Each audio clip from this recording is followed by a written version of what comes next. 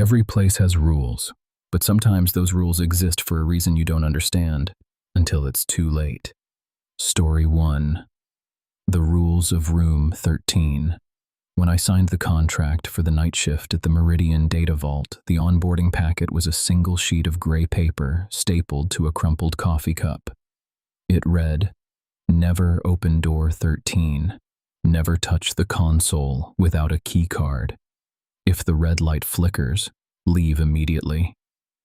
The bullet points were inked in a thin, almost apologetic hand, as though the writer knew they would be ignored. I was a systems analyst, not a custodian of folklore, and I laughed at the absurdity of a haunted server room while the building's steel doors groaned shut behind me. The first night was a study in routine. I logged the temperature, checked the backup generators, and watched the flickering monitors. The red light never blinked, and the hallway beyond door 13 remained an inert slab of concrete, its metal surface mottled with rust. I thought of the rules as a joke, an Easter egg for the night shift crowd. 2 weeks later, a power surge knocked out the main grid. The emergency generators kicked in with a shudder, and the building's soft amber glow turned a clinical white. My checklist vibrated with an unexpected entry. Red light. Investigate. I stared at the console. The red indicator pulsed like a heartbeat. I could have called maintenance, but the manual's tone shifted when it mentioned the red light. If the red light flickers, leave immediately. The word immediately was a command, not a suggestion. My rational mind cataloged possibilities: faulty wiring, a faulty sensor. I reached for the key card, hesitated, and then slid it into the slot. The door to room 13 opened with a sigh, revealing a cavernous space where rows of servers rose like skeletal towers. The air was colder than the rest of the vault, and the scent of ozone clung to my nostrils. The red light in the corner of the room pulsed faster, a metronome of warning. I should have turned back.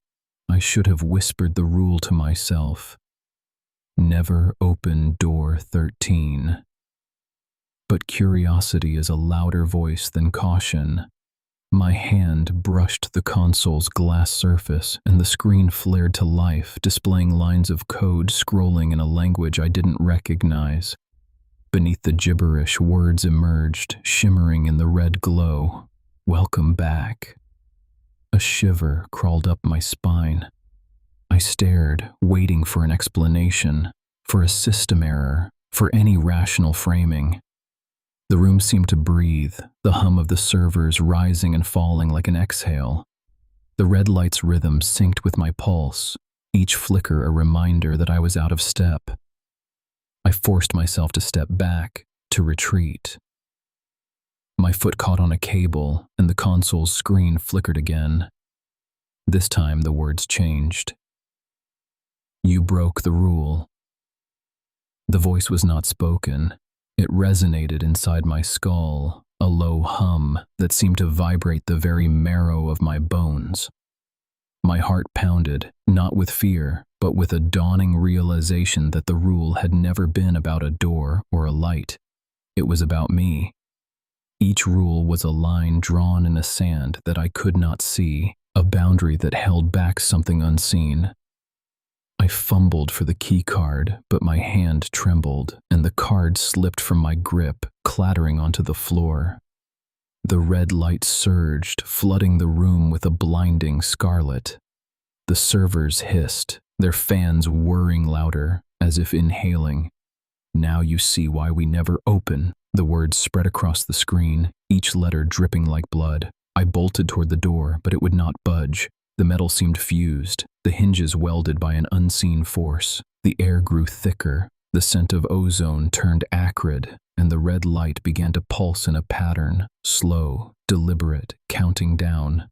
My breath came in ragged bursts. I pressed my forehead against the cold steel, willing the door to open, to let the darkness swallow me.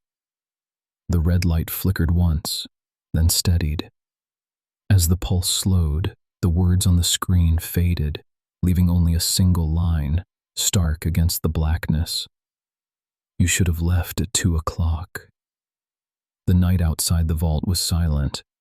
The building's alarms never sounded, and inside, the red light held its glow, a quiet sentinel to a rule I had broken, a rule that was never about the door or the console, but about the quiet obedience to a presence that watched, waited, and measured the cost of curiosity. I am still here, watching the red light pulse, counting the seconds between each beat, and listening for the moment when the next rule will be whispered into my mind.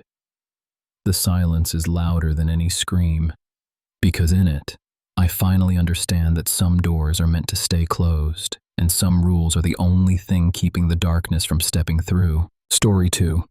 I was hired as the night archivist for the Harcourt Library, a massive stone building that had once housed the private collection of a reclusive philanthropist.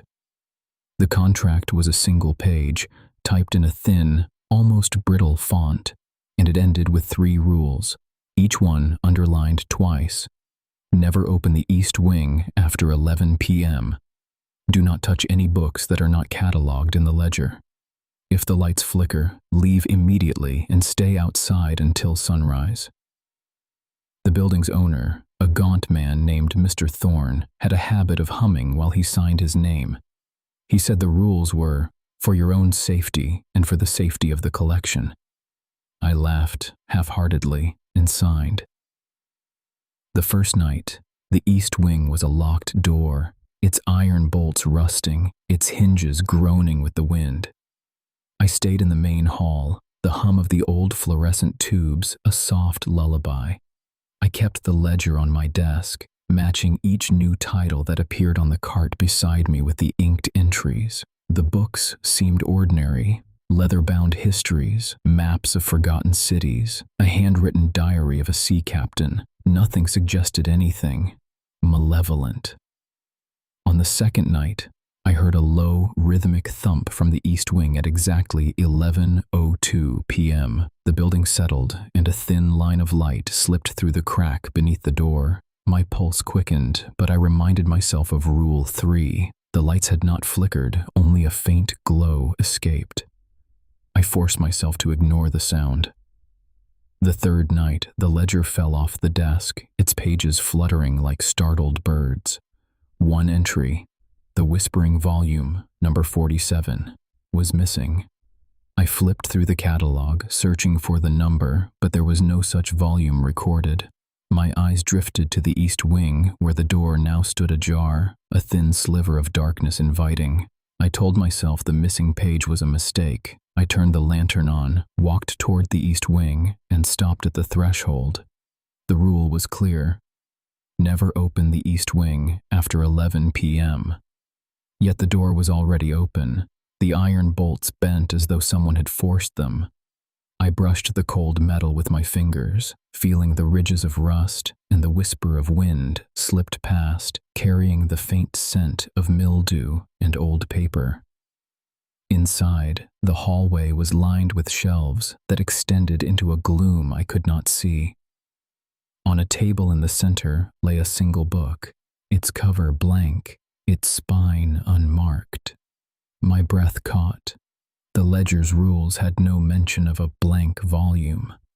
My mind rationalized that perhaps it was a misfiled acquisition, an oversight. I opened it. The pages were empty, but as I turned each leaf, a faint murmur rose from the walls, a chorus of barely audible voices reciting names, dates, tragedies. The air grew thick, and my lantern's flame flickered. Once, twice, 3 times. I remembered Rule 3.